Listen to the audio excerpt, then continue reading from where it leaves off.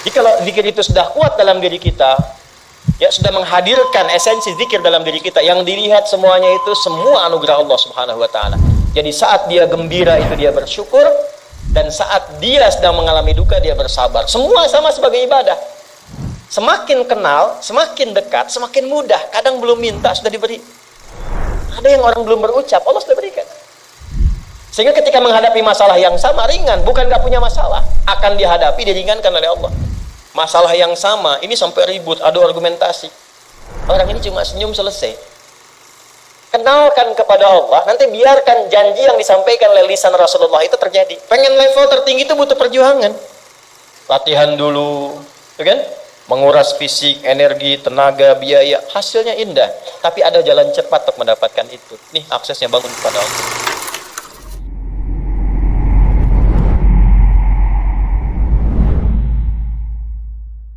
Nih Pak, indahnya begini Pak. Maaf ya. Lihat istri itu, ingat Allah. Lihat anak, ingat Allah. Ibu lihat suami, ingat Allah. Kalau melihatnya begitu, maka substansi berumah tangga itu nikmat rasanya, dan tanggung jawab itu melekat pada diri kita untuk terjaga dalam kebaikan. Ya. Saya nitipkan handphone saya ke antum, dan antum tahu itu punya saya. Ya, dan Anda mencintai saya misalnya, ta'zim di situ. Mungkin nggak handphone itu ditempatkan di tempat yang tidak baik?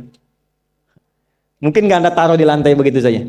Demi Allah saya katakan, mungkin Anda akan mencari tempat terbaik, disimpan di situ, dirapi-rapikan, dilap-lap, karena Anda merasa itu punya saya yang dititipkan pada Anda.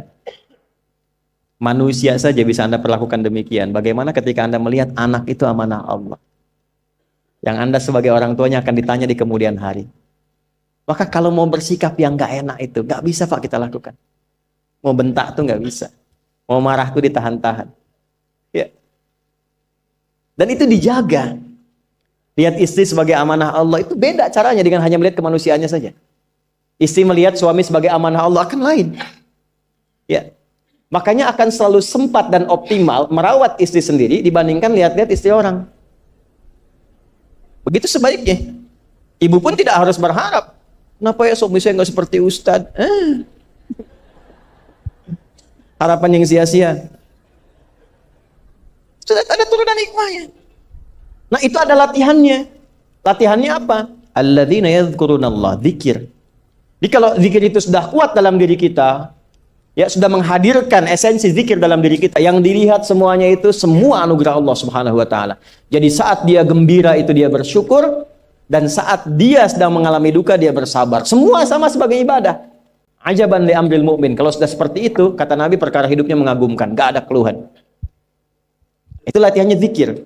Nah, zikir ini di Quran diturunkan dalam bentuk yang pokok berupa amalan ritual. Karena itulah semua bentuk amalan ritual disebut dengan zikir. Jadi kalau kita ingin hadirkan sifat tadi, maka cara pertama tingkatkan ibadah ritual. Salat. Apalagi? Al-Quran. Saya ambil dua dulu lah, supaya nggak banyak-banyak dulu. Yang pokok salat yang kita lakukan tiap hari. Tinggal kuantitas dan kualitas kita tingkatkan. Maaf, lihat sini baik-baik. Salat itu di Al-Quran disebut dengan zikir. Dalilnya Quran surah ke-20 ayat ke-14. Dan langsung disarikan dengan fungsi ibadah. Sebagai fungsi hidup kita. Sudah? Perhatikan baik-baik. Innani anallah. La ilaha illa ana fa'budni wa aqimis salata lidzikri. Itu dalilnya. Sayalah Allah, kata Allah. La ilaha illa ana, tidak ada Tuhan yang layak dipertuhankan dan layak disembah kecuali saya, Allah. Allah. Bagaimana kenal Allah sebagai Tuhan? Ya, yang layak disembah, yang harus dipertuhankan, kenalnya bagaimana? Mendekatnya bagaimana? Fa'budni, sembah saya supaya kamu kenal saya, dekat dengan saya, tahu saya. Bagaimana caranya? Wa aqimis shalah, tunaikan salat. Jadi kalau pengen dekat dengan Allah, terkoneksi kepada Allah, tersambung, punya sifat tawakal yang kuat, nih tingkatkan sholatnya, tambah. Makanya tiap hari kita sholat 5 waktu itu untuk membangun konektivitas dengan Allah. Sebab kalau sudah dekat, aksesnya pun terbuka semua. Itu maksudnya. Anda dekat dengan pimpinan, akses di perusahaannya kan mudah untuk diakses. Ya kan? Kita punya kenalan yang kuat, yang punya sesuatu, aksesnya mudah dibuka. Kita kenal Allah dan dekat dengan Allah, apa yang sulit bagi Allah. Dan ini kita yakin. Nah sekarang Allah kasih jalan. Coba lihat orang-orang dulu. Ya. Mereka ketika akan melatih dirinya untuk tersambung kepada Allah, sholat semua, termasuk para nabi, rasul. Tapi dahsyatnya, ketika ada apapun dalam kehidupannya, yang sulit Allah mudahkan. Minta langsung dikabulkan. Dan sangat luar biasanya seringkali terjadi mintanya lewat sholat. Nabi Zakaria itu kan dihukumi istrinya oleh medis itu menopause dan mandul. Maaf, nggak mungkin punya keturunan. Kapan mintanya? Dalam sholat. Mohon sama Allah. Dan itu dikabulkan. Dan diabadikan di Quran dengan surah yang sama, Ali Imran ayat 38 sampai 39. Hunalika da'a Zakaria rabbah qala rabbi habli min ladunka dzurriyyatan thayyibah innaka sami'ud du'a. Ya Allah, mereka mengatakan aku nggak mungkin punya keturunan. Mereka mengatakan istriku punya keterbatasan.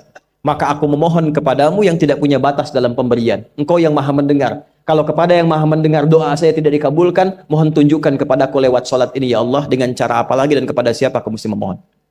Itu nggak nunggu lama, permohonan selesai turun jawaban ayat 39-nya. Fanadathul malaikatu wa huwa qa'imun yusalli fil mihrab. Turun malaikat mengabarkan engkau dapat kabar gembira akan punya anak, langsung namanya dikasih Allah Yahya. Annallaha yubasyiruka bi Yahya. Artinya hidup yang mustahil menurut manusia, lahir dari rahim seorang perempuan, maaf, yang divonis monofos dan mandul, bayi yang hidup, kata Allah nggak ada yang mustahil, lahir dan terjadi itu.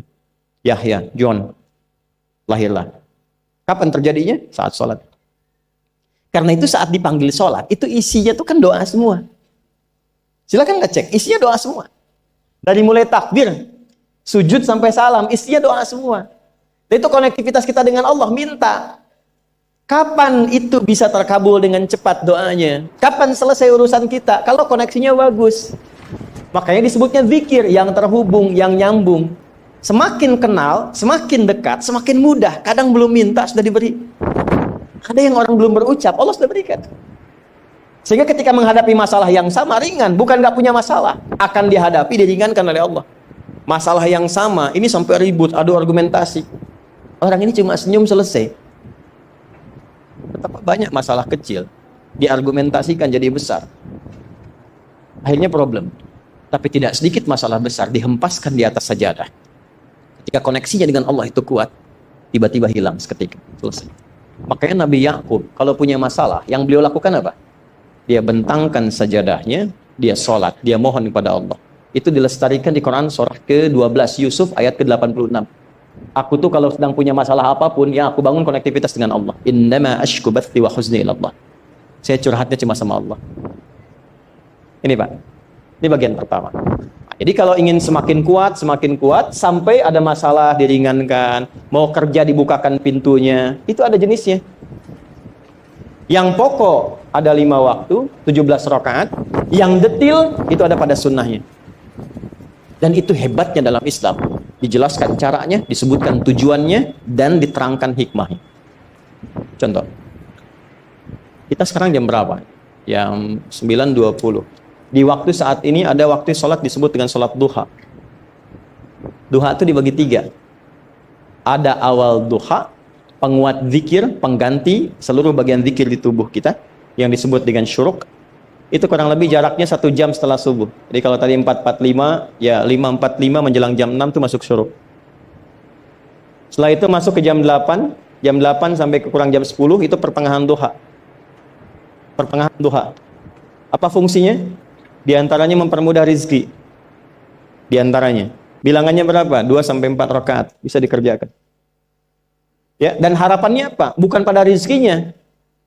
Ya, jadi jangan sampai motifnya cuma sekedar keduniawi, kurang tepat. Kenalkan kepada Allah, nanti biarkan janji yang disampaikan oleh lisan Rasulullah itu terjadi. Ya, Jangan pada rizkinya, ini terbatas, cuman sampai situ. Tapi kalau kita minta sama Allah, dikasih jalannya tuh dari sisi yang tidak kita duga. Anda berhitung, Allah kasih hitungan. Anda tak berhitung, Allah kasih apa yang tidak pernah Anda hitung sebelumnya. Itu poinnya. Maka lakukan sholat, dekati. Itu yang disebut sholat duha. 2 rakaat, tambah lagi 2. Untuk kenal Allah. Kalau sudah merasakan dekat, sudah nyaman, sudah enak, muncullah kemudian kesan dalam hati. Terserah Allah mau kasih berapa. Yang penting sudah enak, sudah damai. Di titik itulah kemudian Allah limpahkan dari apa yang nggak pernah kita duga sebelumnya. Tiba-tiba keluar, kok ada telepon, dapat proyek, dapat macam-macam. Tapi tujuan sholatnya bukan untuk proyeknya. Buat kenal Allah, ulul albab ini. Kalau cuma pengen lancar, baru serabutnya. Kalau cuma pengen lulus proyek, itu baru daging luarnya. Ulul albab itu kenal Allahnya, sehingga dia tahu akses intinya tuh itu. Itu poinnya. Dan gak mahal. Emang kalau sholat duha di Anur bayar, Pak? Pakai biaya. Baiknya luar biasa. Sudah? Satu.